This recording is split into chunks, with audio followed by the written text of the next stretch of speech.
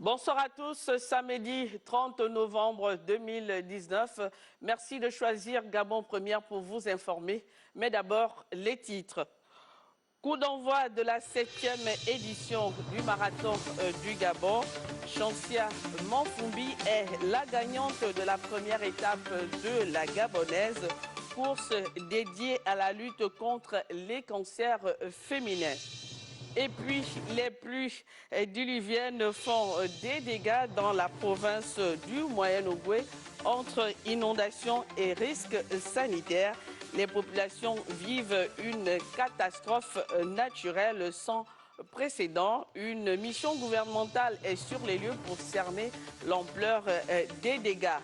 Culture, enfin, le patrimoine national à l'honneur.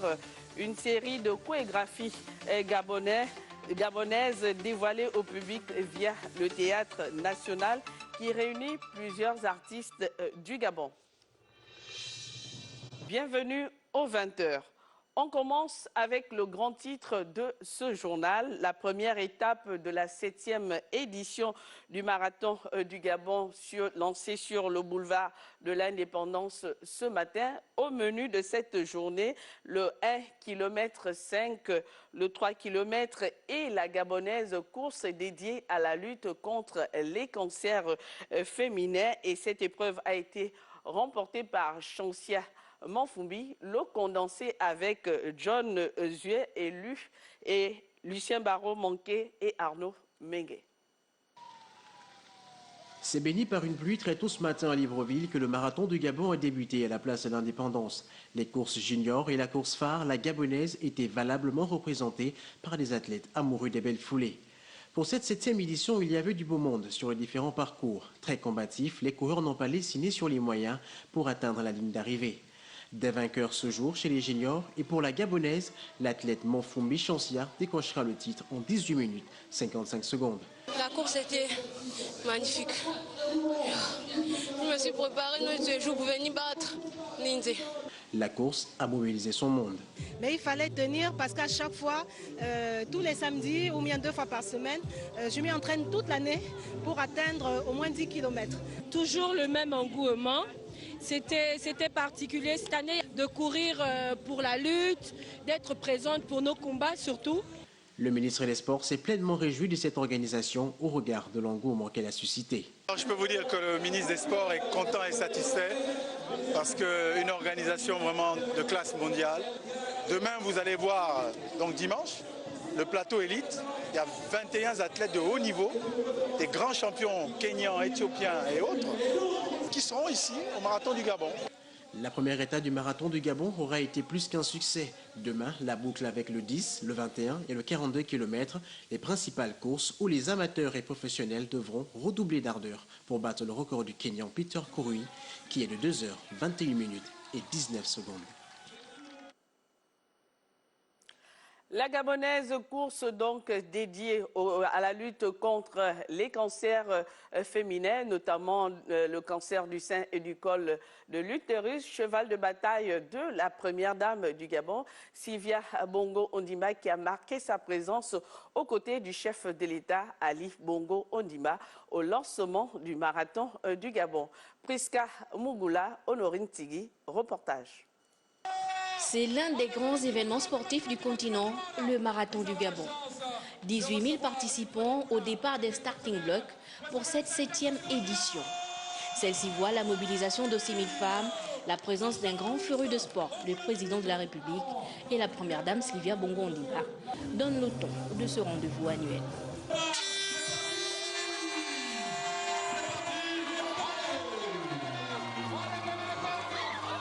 Longue de 5 km, la gabonaise est cette course à pied dédiée à la lutte contre les cancers féminins. Jeunes filles et femmes s'y adonnent à cœur joie. Visiblement émue face au coup présidentiel, l'une des seniors de cette compétition n'a pu retenir ses larmes. C'est bon. J'ai embrassé mon enfant Ali et sa femme. Je les ai embrassés. Je suis partie envers le président Cet engouement populaire, ça touche au cœur et quelquefois j'ai eu des larmes aux yeux, surtout en voyant la dame de 73 ans courir. Et puis c'est une cause qui me tient vraiment à cœur. La forte pluie qui s'est abattue sur la capitale n'a pas ébranlé l'engouement de nos sportives. Les hommes prendront le relais pour la journée de demain avec le 10 km, le semi-marathon et le marathon. La lutte contre les cancers féminins, une cause qui tient à cœur la première dame du Gabon. D'ailleurs, un village rose a été mis en place pour sensibiliser et dépister les femmes venues participer au marathon du Gabon.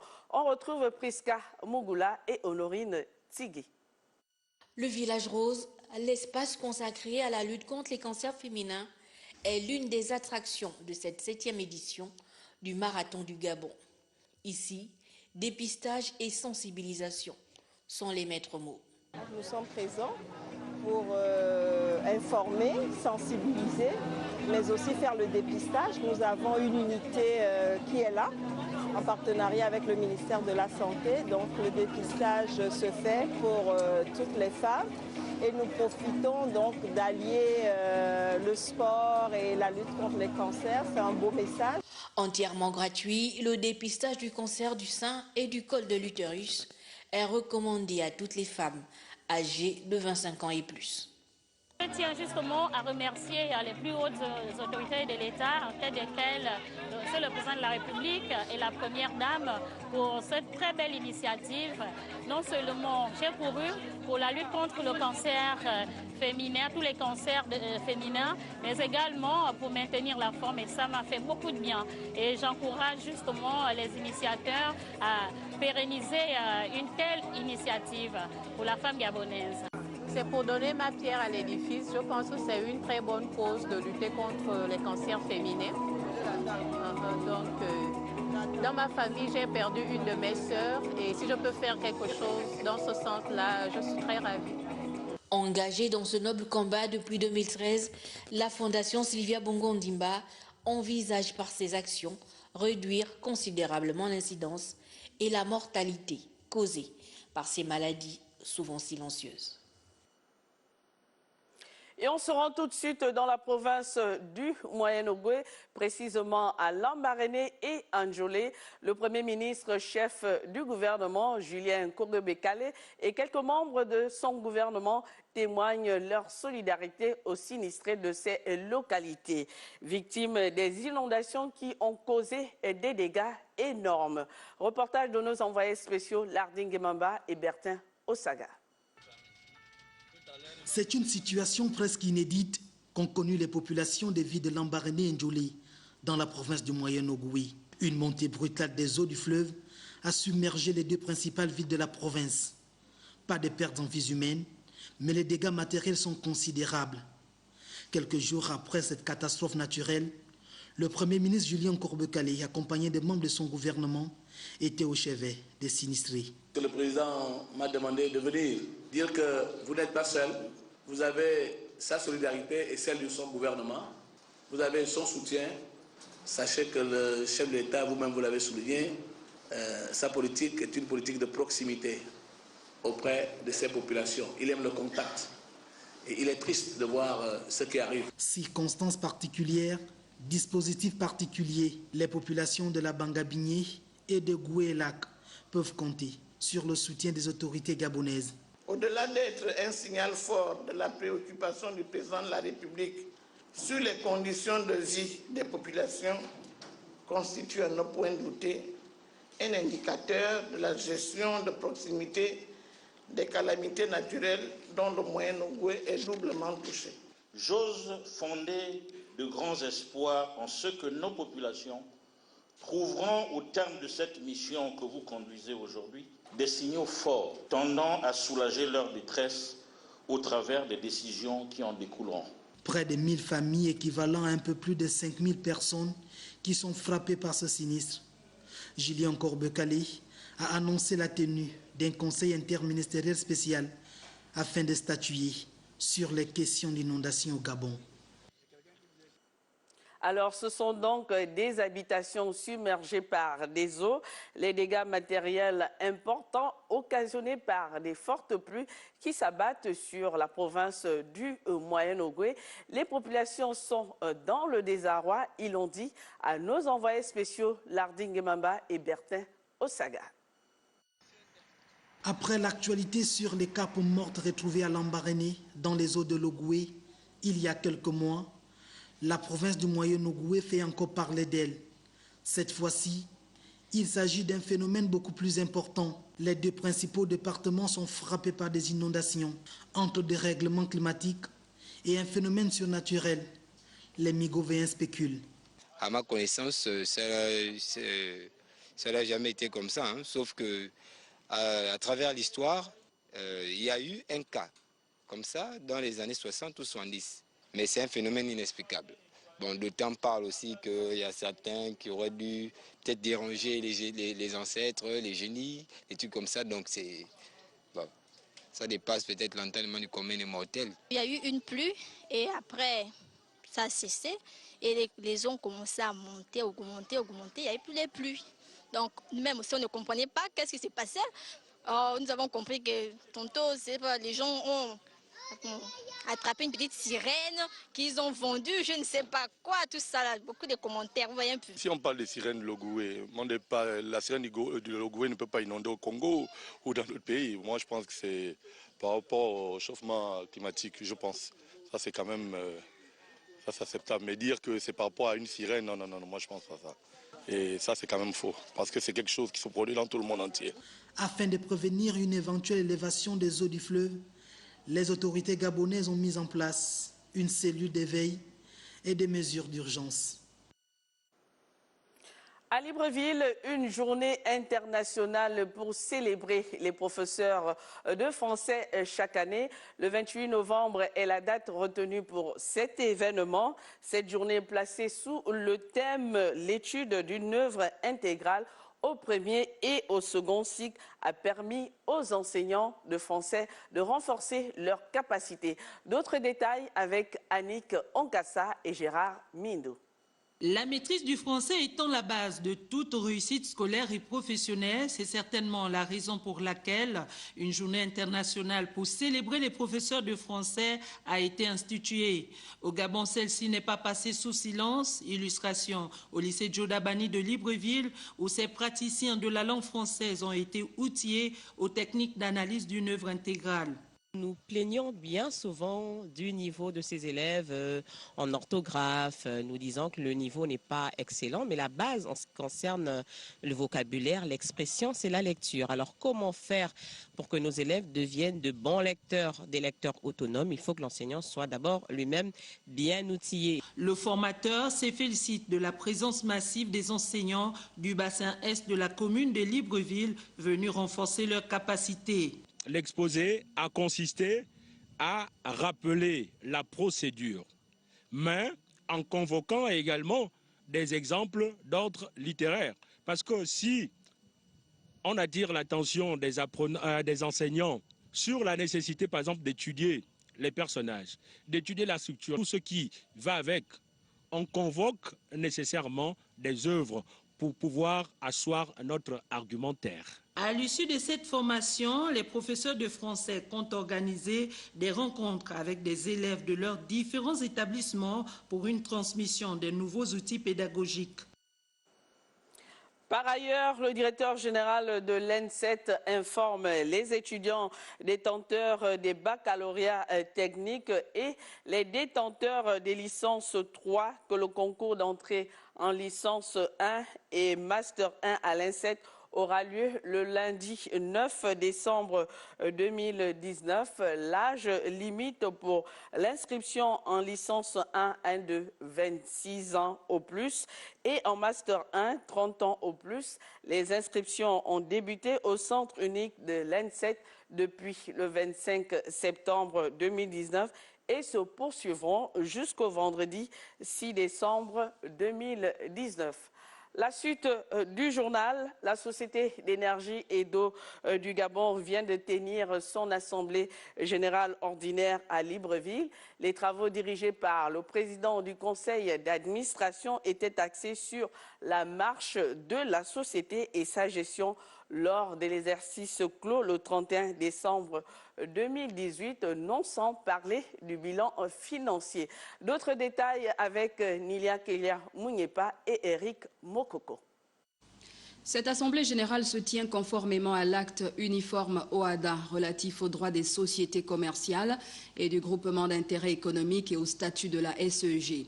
Les échanges étaient parfois houleux, mais les résolutions, 7 au total, se rapportant à la gestion de l'exercice et à la cooptation d'administrateurs, ont toutes été adoptées par les actionnaires des catégories A, B, C et D. Tout s'est bien passé dans un climat, je crois, de bonne compréhension, d'intérêt, et où les actionnaires nous ont compris parce qu'ils ont décidé de nous accompagner. Je dois déjà noter qu'en 2017, le résultat était négatif. En 2018, il y a un léger bénéfice et nous espérons faire mieux et conforter ce bénéfice en 2019. L'Assemblée générale a donné quitus entier et sans réserve aux administrateurs pour l'exécution de leur mandat. Ces derniers doivent maintenir le dialogue social, la continuité et la qualité du service public. À Libreville, c'est vrai, nous enregistrons des plaintes. L'eau n'arrive pas partout. L'État vient de nous aider en faisant construire une usine de traitement qu'on appelle SIL2, TOUM, qui va rentrer en service ou dans le mois ou dans les semaines qui suivent. L'État et la SEG sont de tout cœur pour pouvoir renforcer davantage les conditions de desserte de l'eau et de l'électricité dans Libreville et dans le reste du Gabon. Actuellement, la SEG travaille à l'élaboration des stratégies visant à améliorer l'accessibilité aux services essentiels que sont l'eau potable et l'électricité. Dans l'actualité également, l'ONG Humble Bénévole Serviteur occupe le terrain et pose des actions en faveur de la jeunesse gabonaise. La présidente de cette structure vient de doter les élèves des écoles primaires du quartier, lui, dans le 1er arrondissement de Libreville, des aires de jeu pour contribuer à leur épanouissement. Rita Abogo, Médard Engeng, reportage. Dans le but d'apporter sa pierre à l'édifice, Rita Basma Rimonda, présidente de l'ONG Bénévole Humble Serviteur, vient de mettre à la disposition des tout-petits un espace de jeu. Je crois qu'il est capital aujourd'hui de mettre l'accent réel sur la juste réalité. L'État ne peut pas tout faire. C'est aussi le rôle des ONG d'accompagner l'État. Il est temps de faire. Sourire et ferveur, la joie était au rendez-vous pour ces enfants. Le pérenniser cette action à travers un programme intitulé « Commençons par nos voisins, le Gabon nous a unis, unissons-nous pour le Gabon », un slogan révélateur pour la responsable de cette ONG qui va se rendre à l'intérieur du pays pour combler les enfants. Le volet culture de ce journal nous amène à parler du prix obtenu par Chanel Lakinda. L'artiste gabonaise a été élue meilleure artiste féminine d'Afrique centrale lors de la 6e édition des All Africa Music Awards à Lagos, au Nigeria. Ce prix a été présenté au public au cours d'un point de presse. Plus de précisions avec Evra Bani Pitake et Tanguy Taka. C'est avec ce titre que Chanel Lakinda a remporté le sacre de l'édition 2019 des All Africa Music Awards dans la catégorie de meilleure artiste féminine d'Afrique centrale à Lagos, au Nigeria. C'est juste magnifique parce que c'est que j'ai porté haut les couleurs de mon pays. Et donc, je ne saurais assez remercier d'abord Dieu et tous mes frères et sœurs qui m'ont soutenu, ceux qui ont cru en moi, même ceux qui ont été durs avec moi, parce que ça m'a permis que je rapporte cette coupe à la maison. Récompensé pour la 2e fois consécutive à cette grande compétition de la musique continentale, l'artiste s'exprime sur sa méthode de travail. C'est la persévérance. Le travail la persévérance. Le travail, la persévérance. Il n'y a pas de magie. Et que l'année encore soit notre année à nous, que ce soit l'année du Gabon, que l'on fasse parler de nous, que l'on entende notre musique au-delà de nos frontières et que le regard se jette sur ce joli petit pays qu'est le nôtre. Actuellement en pleine promotion de son single Yayobe, l'artiste Chanel prépare la sortie de son nouvel album Éclectique 2.0 en janvier 2020. La culture, c'est aussi le concours de court-métrage organisé par la Fondation Sylvia Bongo Ondimba. Ce concours a vu la participation de plus de 100 cinéastes en herbe. Le point avec Justine Andem Aseko, Hervé Onzigui. Les lauréats de la première édition du concours court-métrage Coup de cœur de la Fondation Sylvia Bongo Ondimba ont fait amende honorable avec les différentes prestations proposées aux cinéphiles en obtenant le prix du public. Les délais ont été courts, mais du mieux que nous avons pu, au niveau des studios Montparnasse, nous nous sommes organisés pour répondre à cet appel et concourir parce que c'est un thème qui nous tient à cœur. Et je suis honoré d'avoir obtenu ce prix. Le prix du jury. C'est dans la peau d'une mère que je me suis trouvée pour jouer le rôle de cette narration. Je suis partie de la forte émotion qui était quasiment larmoyante à une émotion, on va dire, un peu révoltée, pour pouvoir rentrer dans les 5 minutes qui nous étaient accordées. Et 2 coups de cœur, Mbumba, le plus jeune, et c'était très chaud parce qu'on a eu beaucoup de parties qu'on a dû couper. Vraiment couper. C'était vraiment un gros concours, quoi.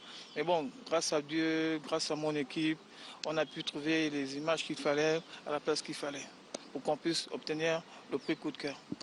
Près de 115 participants à la compétition se sont exprimés sur cette thématique liée à la souffrance des femmes qui n'ont pas parfois le courage de dénoncer la douleur qui transperce leurs esprits.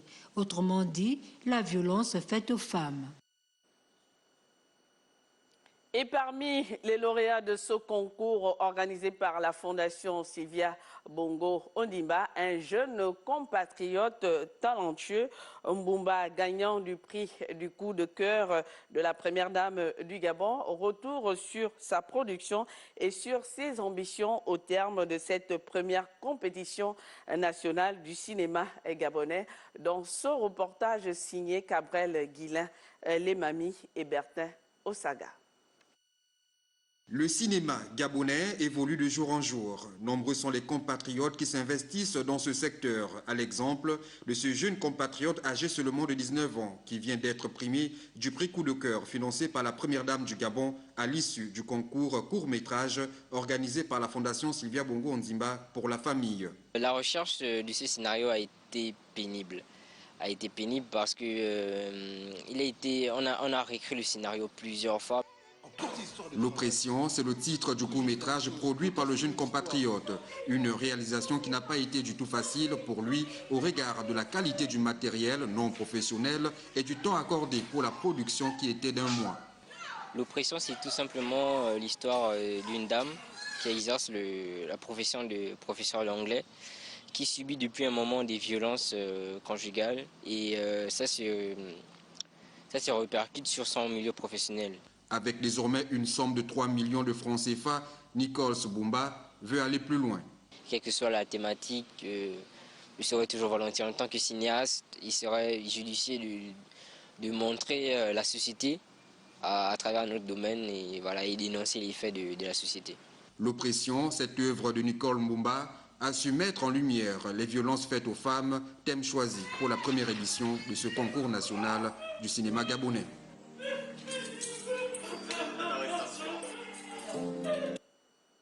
Et voilà un exemple à suivre. L'Institut français de Libreville était au cœur du Théâtre national du Gabon. Il était question de mettre en valeur les danses traditionnelles, contemporaines et danses acrobatiques. Le patrimoine chorégraphique gabonais était donc à l'honneur et Armel Baoulé et Arnaud Menguet étaient de la partie.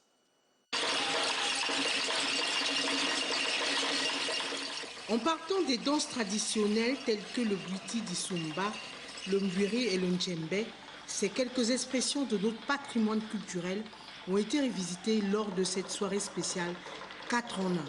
Par la suite, les danseurs de la troupe Scorpion se sont métamorphosés à travers une chorégraphie qui traduit la libération du corps dans son environnement.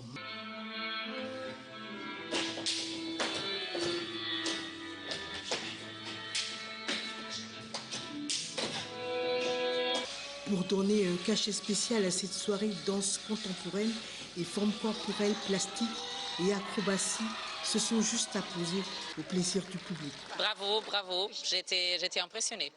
Très touché par cette merveille du Gabon. Nous avons été émerveillés pendant plus d'1h30. Le folklore de chez nous, le patrimoine culturel de chez nous, la danse et tout ce qui va avec. Donc vraiment, nous avons été ravis ce soir de passer de bons moments. Au final, pour célébrer l'unité qui lie les danseurs de tous les horizons, les artistes du Théâtre national se sont donné la main sur la scène de l'Institut français. Et Franceville, la capitale provinciale du Haut-Ogooué, sera bientôt au centre de la première édition de la foire internationale de cette localité. En prélude à cet événement qui aura lieu le 18 décembre prochain, le directeur provincial du commerce a présidé une réunion préparatoire. La correspondance est signée Jacob Moukwangi et Joël Adjaï. Prévu pour se tenir du 18 décembre cette fin d'année au 20 janvier 2020, la foire internationale de Franceville, première édition dans le sud-est, s'annonce grandeur nature. C'est pourquoi la direction provinciale du commerce pour le Haut-Ogooué tenait à partager avec les responsables des communautés étrangères en grand nombre dans une cité cosmopolite le degré d'accompagnement attendu d'eux pour la réussite de cet événement. Et au Gabon, effectivement, nous sommes dans la dynamique que le président de la République, son Excellence Ali Bongo Ondimba, a donné dans son plan de développement économique, j'entends. Et donc, nous avons pris le taureau par les cornes pour essayer de revivifier l'économie dans la province de Haut-Ogooué. Ça va être une grande première. Au terme d'environ 2 heures d'horloge, les participants ont dit avoir été touchés par la pertinence de ce rendez-vous. Tous et chacun en voient d'ailleurs l'intérêt. Il nous a fait comprendre certaines choses. C'est vraiment intéressant. Donc nous allons faire un effort pour rendre cette cérémonie ou bien cette fête vraiment une fête impeccable. Tu sais, la fois dernière, il y a eu une fête des cultures qu'on a fait ici. Vraiment, c'est une ambiance extraordinaire. Nous espérons que ça soit comme c'était passé la fois dernière. Je lance un appel vivant à tous les commerçants de se mobiliser ce jour pour que cette foire se passe dans les bonnes conditions. Promesse formelle a été faite par l'ensemble des présents à cette réunion d'amplifier le message auprès de toutes les communautés des pays amis. Et c'est la fin de ce journal. Merci de l'avoir regardé. Excellente suite de programme sur Gabon Première. À demain, 20h.